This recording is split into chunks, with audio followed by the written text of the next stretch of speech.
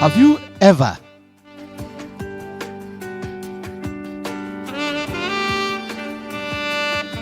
gone to see a doctor, or let's say an influential person, before? See, although you have an appointment with the person, you don't just enter his office. See, you are made to sit and wait for this person. Until the person is ready for you, you don't just enter the office of this person. For instance, if it is a medical doctor, you realize that the more you sit waiting for this person or for this doctor, the more anxious you become, or the more impatient you become. Probably you are going through distress, you are going through pain, or you are going through a situation where you need a doctor to respond to you immediately. So you get angry with the patient who is even inside being treated by the doctor. You are like, what is this patient doing inside? All this while. Meanwhile, if it was you, you would have been happy. So you get angry with the doctor because you think he's spending so much time with some other person. Maybe they are not even talking about things relating to health. You get angry. You believe the doctor has forgotten about you. You believe the doctor is not time conscious because he told you to come on Monday around 7 a.m. You are there on Monday at 7 a.m. and you don't see anything, no show. You get angry. What is this doctor doing? Who does he think he is? Does he know the appointments have left to be here? This brings to mind a question someone asked me. Says, Nana, why is it so difficult to wait? Why is it so difficult to wait on God? Why is it that in the waiting room of God, it seems so difficult? Why can't things be just easy? That you're waiting for the Lord, you're waiting on the Lord, and everything seems to be going cool and calm for you.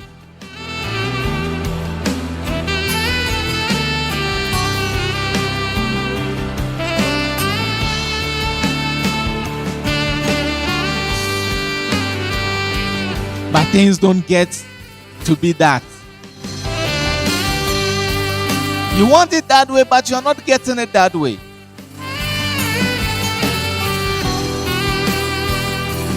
See, this is because you are too close to what you are desiring, yet far off because it is not in your hands. You see, you are in the waiting room, but because you are not the one sitting before the doctor, you feel that you are still far off. So you can see that this is what you are looking for, yet it is out of reach. Sometimes we are expecting a breakthrough. We are expecting a breakthrough, destroying the door, destroying the gate, rather than just opening the gate or the door with the keys in our hands. See, the thing is this: the fact that you are in line does not mean it is your turn. But when you are in line, know that your turn will come up. How do I wait in my deepest, darkest hour? Deepest, darkest, depressed moment. How do I let myself know that I will be fine?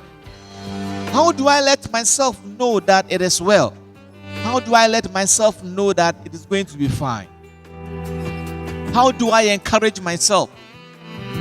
See, in your worst moments, in your difficult moments, in your hard and frustrated moment, see, when you are in the waiting room of God, when you are in the waiting room of God, what do? I want to suggest to you that when you are in the waiting room of God, be calm. When you are in the waiting room of God, be calm. See, the scripture says, be still and know that I am God. It is in the quietness that we can know God.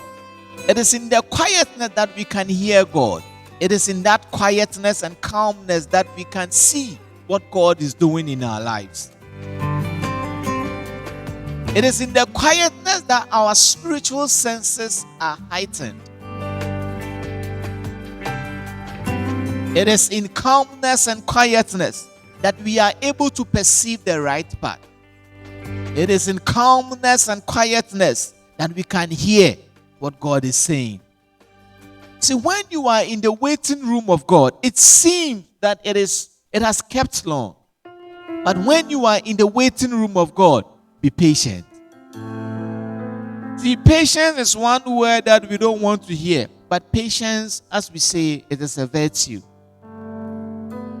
It is difficult to stay patient when you feel you are being left out, or when you feel you are being delayed. It is difficult. See, the patient cannot go to the doctor with his predetermined plan. See, when a patient goes to the doctor, you don't go with your predetermined plan. You don't go with your schedule. You see, it is the doctor who determines your schedule. It is the doctor who determines when you come for the operation. It is the doctor who determines when you come for the treatment. It is the doctor who determines when, not you. It takes the doctor to determine when to meet a patient. See, the doctor does not ask for the schedule of the patient to meet the patient. Yes, once a while that happens. But that is when that patient is not serious of being cured. Be patient and stick to the process. God is taking you through. See, God is taking you through a process. Be patient. God is taking you through a process. Don't rush it. God is taking you through a process. Don't get angry. You see, in the waiting room of God, be patient. In the waiting room of God, be calm. In the waiting room of God, learn to be quiet. Let your spirit be quiet. Yes. In quietness and trust, we see the path of God. Don't wait and get angry. Don't wait and get impatient. Don't wait and insult others. Don't wait and blame others. Don't wait and compare yourself with other people. Don't wait and insult God. Don't wait and get angry with God. Don't wait and say that, well, I am tired. Whatever should happen, should happen. The purpose of waiting is preparation. You see, when you are waiting, it is a period of what? Preparation. The purpose of waiting is get you in the mood to appreciate the doctor. The purpose of waiting is to get you abreast with life's patterns and issue. It is to get you rehearsed. It is to get you to know what you are supposed to say to the doctor, so that when you go inside, you don't say that my ankle is paining me. Meanwhile, it is your head. In the waiting room of God, master courage. See, you are about to meet the person who you have been waiting for all this while. You master courage to let this person know what you are going through in this life. You'll be waiting on God all these years. To master courage, let God know that this is the period. This is the not that the author of Hebrews says that. Now let us enter into the throne room of God. There we would what? Receive what? Mercy. But it says we should do that with confidence. Confidence. All I want to say is that in the waiting room of God is the place of prayer and intercession. When you are in the waiting room of God, learn to pray. When you are in the waiting room of God, learn to intercede. When you are in the waiting room of God, let's go down on your knees and cry upon God. When you are in the waiting room of God, learn to say, God, not only me, but my sister too. Not only me, but my brother too. Not only me, but the other person too. Not only me, but that woman too. Yes, God, I am believing you for children. But not only me, but that other woman too, who has married for 5 years, who has married for 10 years. Not only me, God, not only me.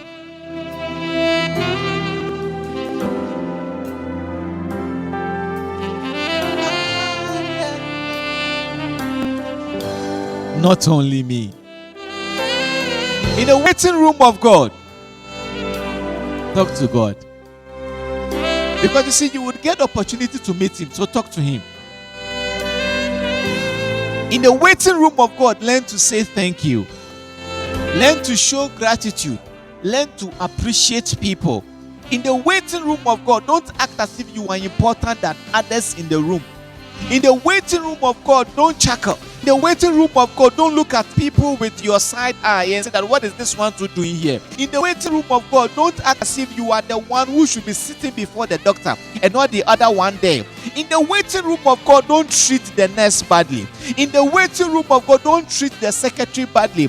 In the waiting room of God, don't treat other people bad. There is no grateful person who has ever been left out. There's no grateful person who has ever been denied. There's no grateful person who does not have a testimony to tell. There's no grateful person who does not have a testimony to share. There's no grateful person who cannot encourage other people. Waiting on God in his room is not easy, I must confess. Even Jesus did not have it easy. See, before he went to the cross, he prayed. He fought his flesh. He wished it will pass him by. So he said, Father, if it is your will, let this cup pass by me. Let this cup pass me by. My father said, you will go to the cross. You are going to go to the cross. Some pains are necessary. Some hardships are necessary. Some difficulties are necessary. Some frustrations are necessary. Some denials are necessary. Some disappointments are necessary. When it seems like someone has forgotten you and it's like you don't know why this person keeps promising you and it's not fulfilling, it is necessary. Because in the waiting room of God, God has to be your focus and not the other person.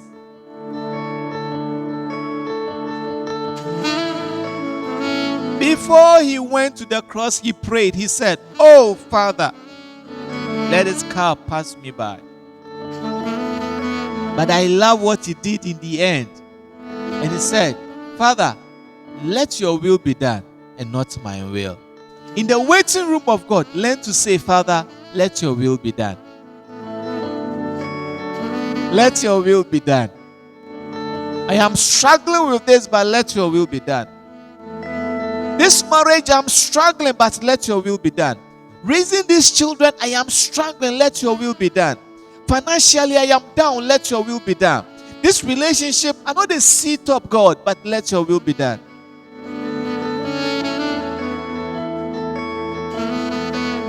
In the waiting room of God, cry unto God and say, let your will be done. Let your will be done in this marriage, oh God. Concerning the matter I spoke to you about, let your will be done. Concerning this situation, let your will be done. Concerning my family, let your will be done. Concerning my siblings, let your will be done. God, let your will be done. See, the will of the Father prevailed in the life of Jesus, and that is what is supposed to happen. Pray the will of God prevail in you. When the will of God prevails in your life, you will be glad that you went into the waiting room. It was when he had waited and had spoken to God and said, let it be done. That is when he had the courage and was strengthened to go on the cross. Even on the cross, he shouted and says, Father, Father, I have forsaken me. He felt God has forsaken him. I know you feel you have been forsaken. I know you feel you have been forgotten. I know you feel you have been rejected. I know you feel that as for you, no one remembers you. But God has you in mind. But what Jesus waited for paid off dearly. Not only for him, for you and I. The Bible says when he went through that, he was given a name that is above every other name. And upon the mention of that name, every knee bows. Things in heaven and on earth, in the sea, wherever his name, whenever it is mentioned, everything bows. That is the power of waiting. My brother, wait. My sister, wait. I know you want to get married at the age of 27, but 27 has come. You are not married. Wait. What is God trying to tell you? What is God trying to push you into? In the waiting room of God, you ask questions. In the waiting room of God, you prepare yourself. Start studying, start learning, start reading, start start getting yourself into things. I know you want to be a multimillionaire. You want to be that big time entrepreneur, that big time business mogul. But now that you don't have anything or you are selling on the table, what do? Prepare yourself. Start reading, go for conferences, learn to connect with people. In the waiting room of God, we don't just cry, but in the waiting room of God, we prepare ourselves. And Jesus prepared himself so that he went on the cross thinking of you, thinking of me, because of a name that will be given to him that is above every other name. You see, it is not easy to wait, but it is worth it. It is worth it, my sister, my brother, it is worth it. And I pray for you that you would have the courage to wait. You have the patience to wait. It is going to be well. My sister, my brother, look at somebody. Look at yourself. Tell yourself, this too shall pass.